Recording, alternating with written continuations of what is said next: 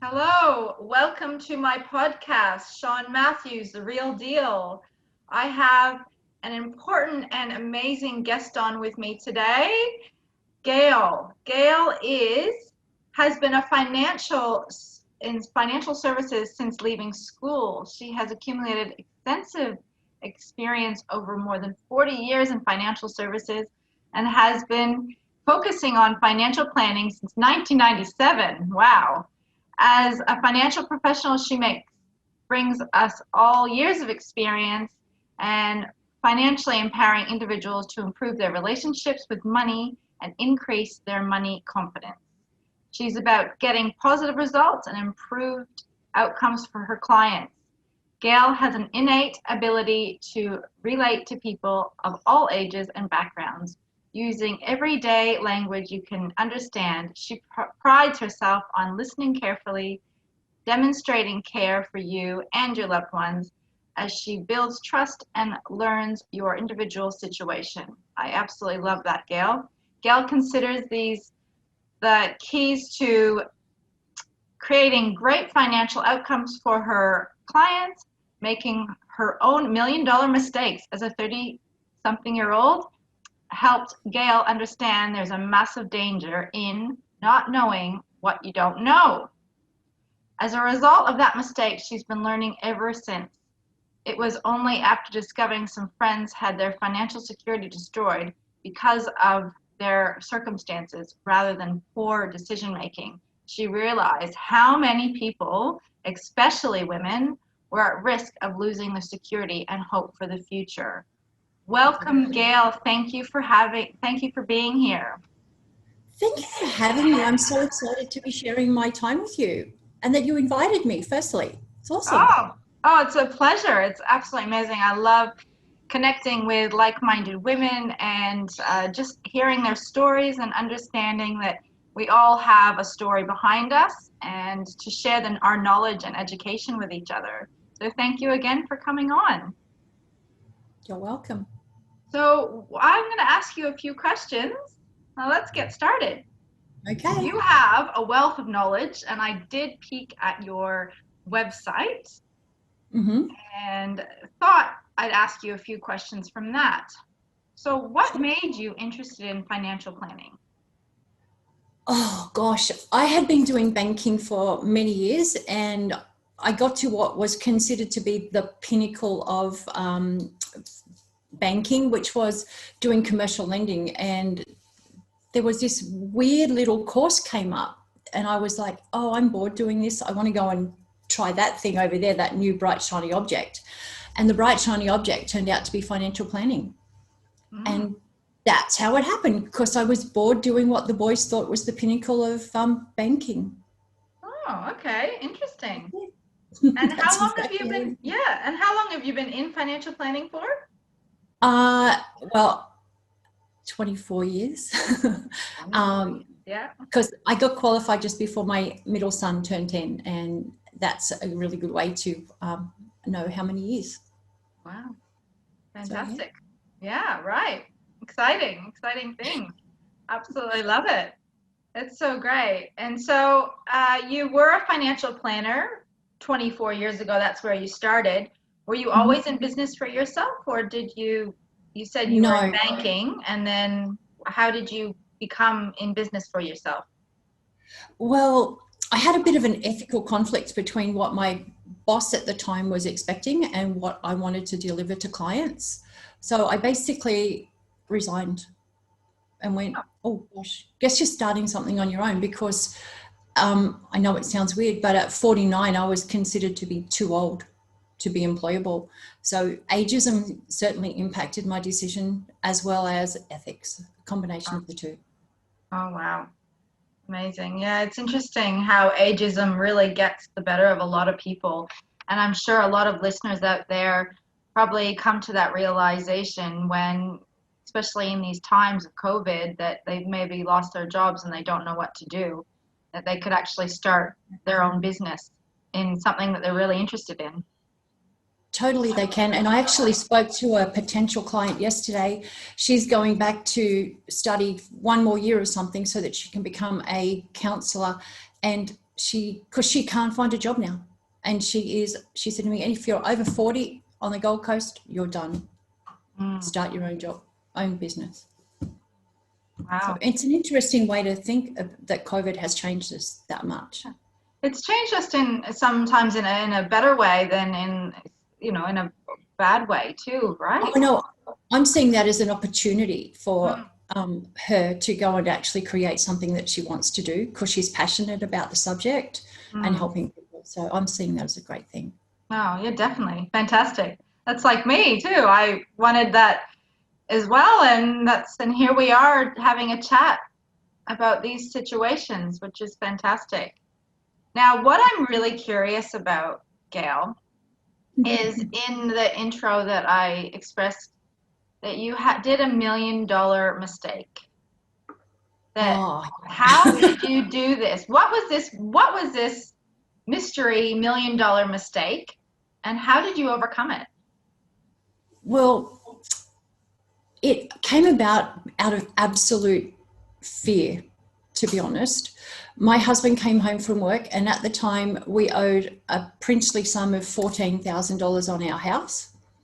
And I was a mother of 3, and I was like, I don't really want to go back to work full time. Mind you, I have never stopped working, just saying, and my youngest son is 31 in 2 months' time, so never stopped working with 3 kids. But the point was, at the time, I was terrified that we would lose our house, and we were going to have to borrow this $100,000 amount that he wanted to put into an investment that we would have absolutely no control over, and we would be basically going, here, take our $100,000, we're going to borrow it. And I was going, I'm going to be working for the rest of my life to pay this little sucker off. I just can't do it.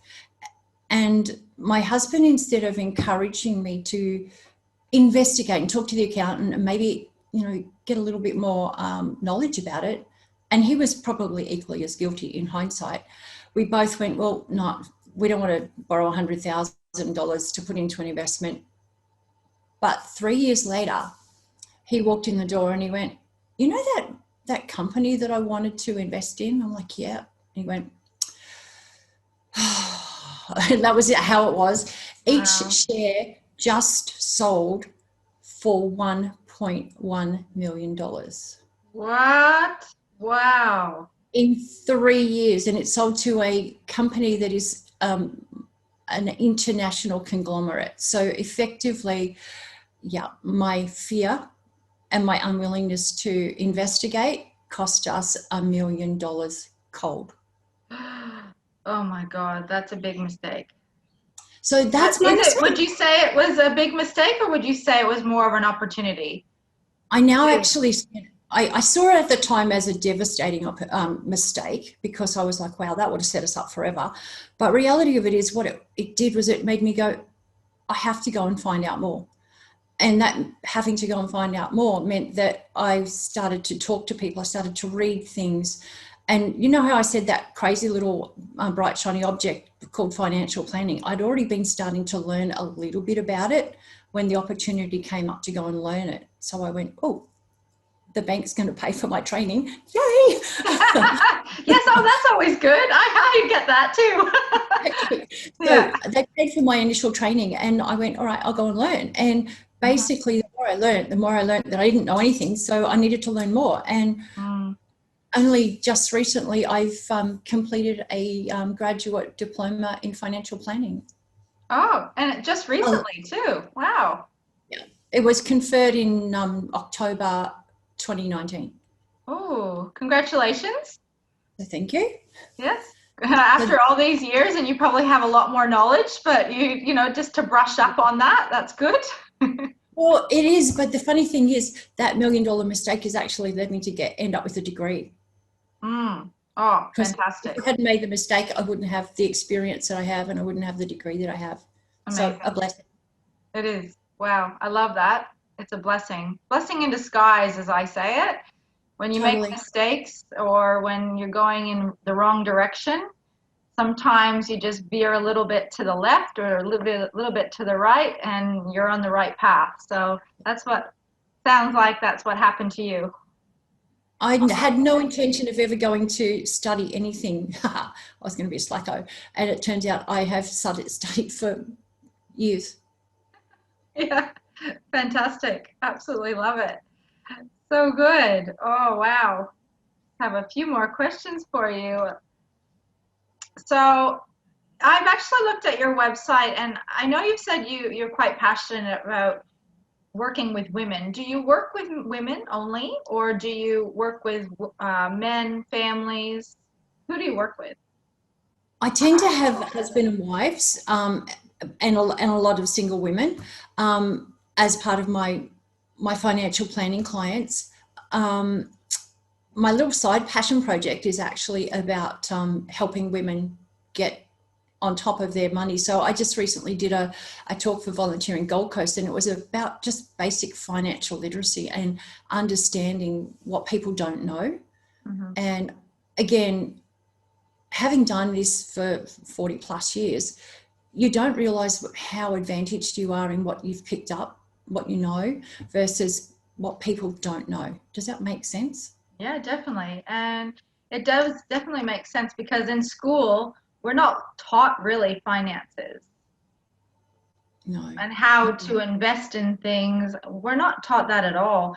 I actually I actually listened to a speech this morning, and the speech was all about finances and how this young girl at age 20 doesn't know anything about finances. She says she has no money, but now she's learning about finances because her mother didn't teach her, her father didn't teach her, and schools don't teach you. So That's an interesting thing. It's really a generational thing because we learn our money skills from our parents mm, generally, because who else is going to teach you unless you go and study like I have? If you go to school, they basically go, hey, just reading, writing, arithmetic, and a bit of science and shunt you out the door. They don't teach you about the importance of managing credit or even cash flow, that you should have some money left over after the week's finished rather yeah, than having a hole in your budget. You know, yeah. those types of things are really, really important. And Mm, they're the things that I find that get people in trouble. So I have 3 sons. mm-hmm. One of them was really bad with money. He's much better now because he's got to the point where he realizes mum's money tree is not going to always be there. Oh, yes, yes. Because you have to get tough on your kids if you want them to actually succeed. Another one has always had his head screwed on, and when he was 15, actually the 2 younger ones, they all had managed funds, but I remember them talking about when they were in their teens, they were in my name, but they were the kids' money. And they used to measure their gains and losses in skateboards, for goodness sake. They'd spent $200 on a skateboard each. Yeah. And they would actually measure an increase or a decrease in their investment portfolio based on how many skateboards it had gained or lost. Oh, that's clever. That's how they measured their profit. And the youngest one, when he was 15, he started a job. And because he'd had that experience of having those managed funds there and he knew that things went up and down, he said to me, Mum, I want to buy some shares. And I'm like, okay, what do you want to buy? And we talked about it. We purchased them. And when he was old enough to buy a car, we sold them. And he made a $3,000 profit on his little share portfolio. Oh, So, fantastic. Well, see, yeah, go on. but it's possible to teach your kids good habits, where it's also possible to teach your kids nothing if you don't know the habits. Exactly. Just what you said, you don't know what you don't know. And when you're a child growing up and you don't know the finances, you have to learn after school as a young adult on your own, which is kind of hard because you're kind of thrown in the deep end, aren't you? But your kids sound like they've had a good upbringing with finances because they've had a mom like you, which is fantastic. Yeah, it has been quite helpful. Yeah. And money stories. We were talking about that. Now, everyone has a money story. I know I've had a money story in the past before, and it really does get to you. Sometimes you say, oh, no, I can't earn that much, or I'm not worth that much, or there's always these things that happen. What do you say about money stories, and how can the listeners get something out of the fact that we all have a money story? What do we do with that money story, whether it's negative or positive? How do we change it? So I'm going to say probably most listeners will have, probably 95 to 99% of them will have a really poor money story. And I know that sounds horrible, but we do, because invariably, if you're like me, as we were growing up, all I heard was money doesn't grow on trees. We can't afford that. Only rich people are like, well, if people were rich, they generally were taking advantage of somebody else. They were ripping up somebody off. You know, I can't say that I came from a wealthy family. It was one of those families that we had food on the table. We had not everything, most things we needed. But, and I can also say to you that I remember my mother telling me that how embarrassing I was at one point because I had gone overseas and taken my family. She said, do you know how embarrassing it is to have somebody like you as a daughter? You spend money like it's water. Wow. And it wasn't that I would spend money like water. We just had different priorities to my parents. Mm-hmm. So we would save for a holiday, and every 2 years we would take our kids overseas. So, you know, having that negativity in my childhood, I had a horrible money story. It was all about fear and lack. Because remember, I told you about my $1 million mistake. It was all around fear, because basically I was fearful we would lose the house. I would have to work forever. And remember, I said, I've not stopped working. Yeah, So yeah. I don't know Do you where I have was going. holidays? Can I just like put that in there? Do you Yeah, actually I have do have holidays, Gayle? I do have holidays, and I've had time off having kids. But, you know, what I'm getting at is Yeah, I yeah. have had an ongoing career. I haven't just gone, you know, go and sit in the corner and play yoga or whatever works for me. Yeah. What has happened is that my money story transformed when I started to learn that much of what I knew, and this isn't from study, this is from all the personal work that I did. I've got qualifications in a couple of different types of personal support things that we do. And basically the stories and the language that we use for ourselves is really telling, because it tells us uses negative language 99% of the time. I'm sure you've heard people say, I can't afford it, I'm too broke. And I remember one of my girlfriends, she actually said to me, Gayle, I am a terrible saver. And I went, and she kept saying to me that she was telling her daughters that she couldn't afford things and they were broke. And I went, I'm going to challenge you to stop using those words, broke and can't afford. And she looked at me as if to say, what are you talking about? I'm broke. I'm always been broke. And I went, no. You pay off the mortgage. You support your 2 girls. You have a successful business. How is that broke? Mm. And she went back and she said, well, when I was about 15, I got really badly into trouble with money. So that's been my story ever since. And I said, but you've also told me that you have a plan to do something for your kids this year.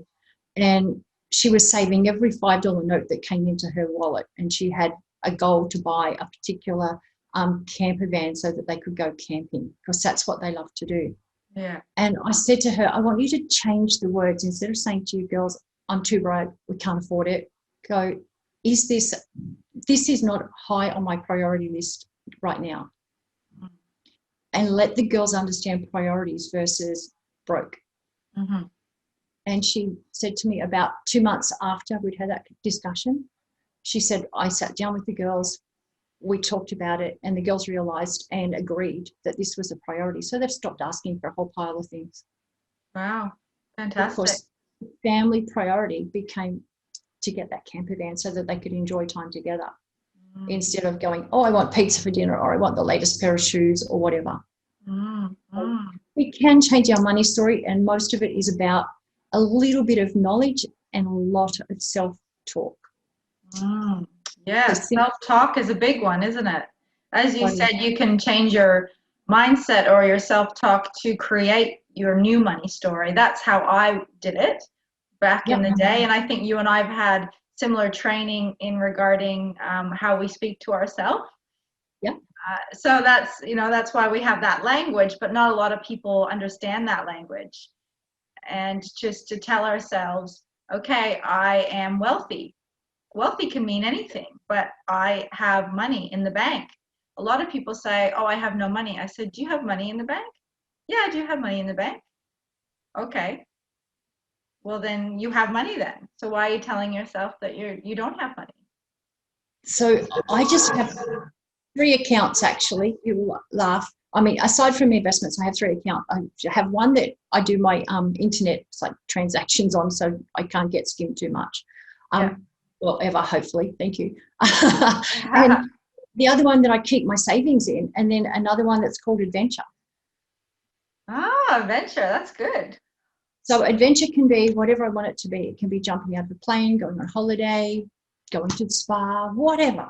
Yeah, whatever you choose, and something that is for you. Fantastic. I love it. So what are your tips? What can people do to change their money story? And just 3 tips. Do you have 3 tips for us? 3 tips. Realize that most of your money story has come from your parents, and it came from their parents, because my parents grew up during the Depression and their parents grew up during the war. So they did it hard. It was one of those things that unless you understand that they were living in fear and lack, literally because they had no food and they had no money. And seriously, my mother was one of 7 girls. So 1 wage, 7 girls, 2 adults. Try making that work. So it's a case of lack was very high on their priority list. You know, that was what they valued, not being in lack. So and security. So you can choose to change that. You can just go, you know what, money flows to me, and it does. I honestly can say that.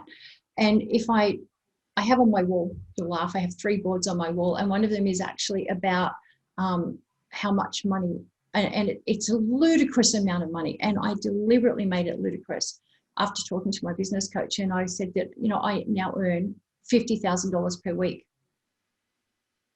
Guess what?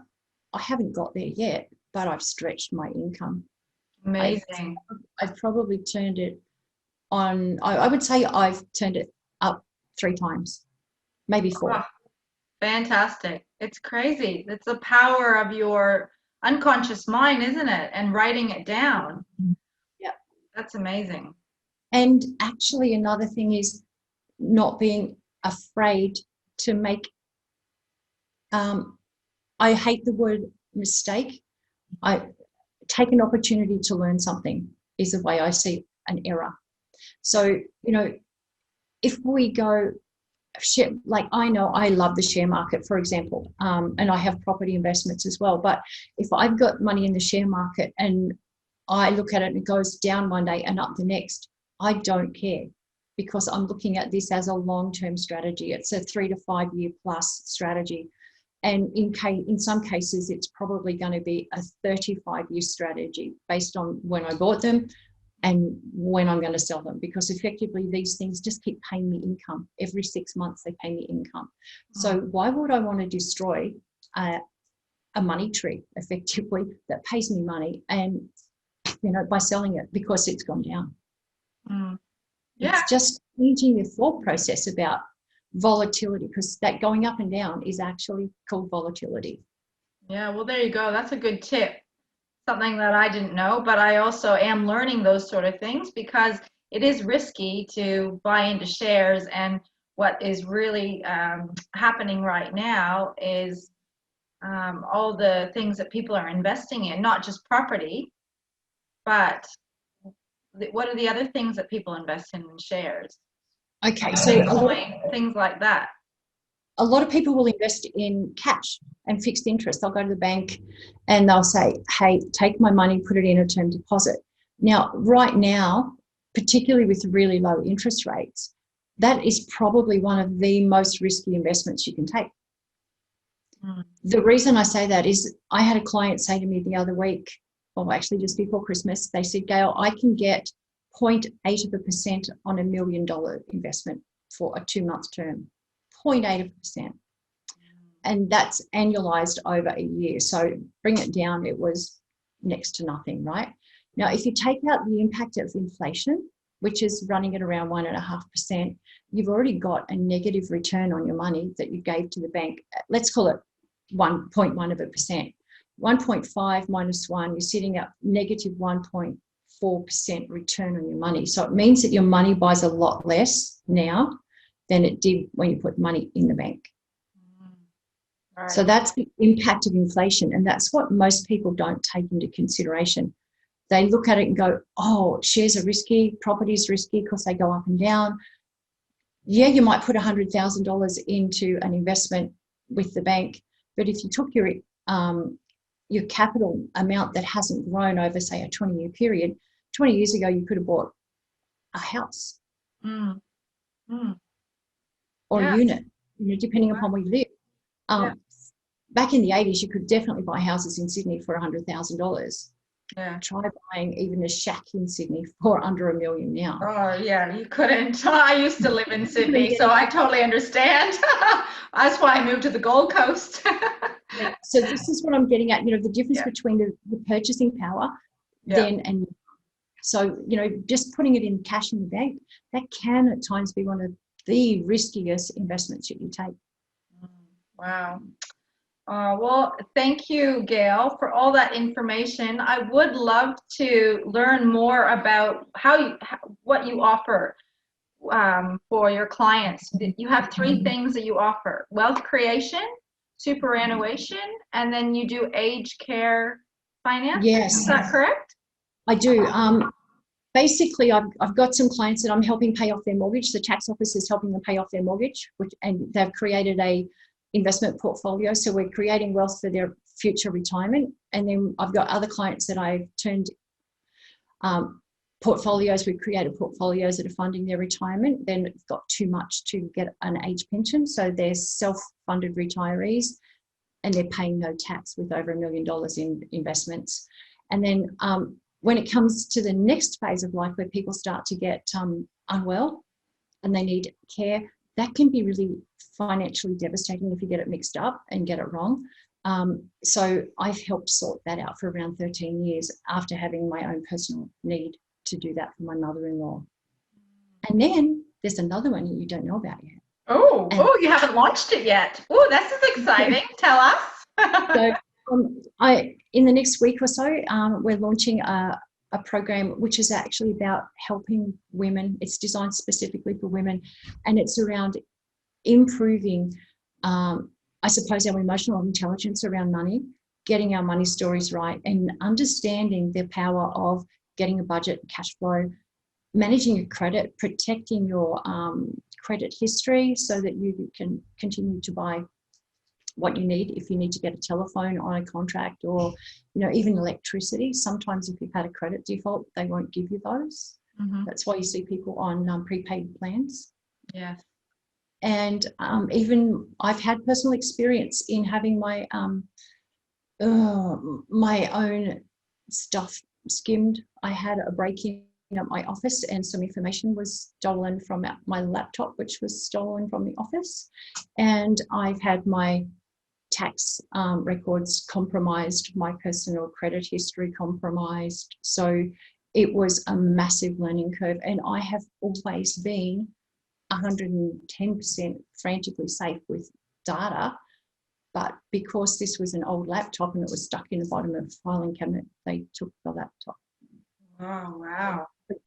I'd forgotten to scrub the data off that. So no clients' files were touched or anything. It was just my personal information that was taken. And it's just been horrendous trying to sort out with the tax office.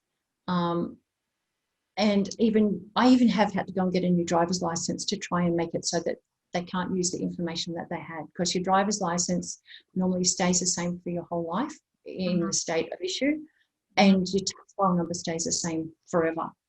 So they won't give me a new tax file number by having a new driver's license, so that they can't pay for my credit history. Oh, right.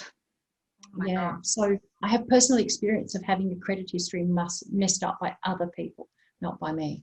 Yeah, right. Yeah, and it's an evasion of your own privacy. That's just huge. And obviously all the emotional stuff that goes along with it. Oh, I was horrified.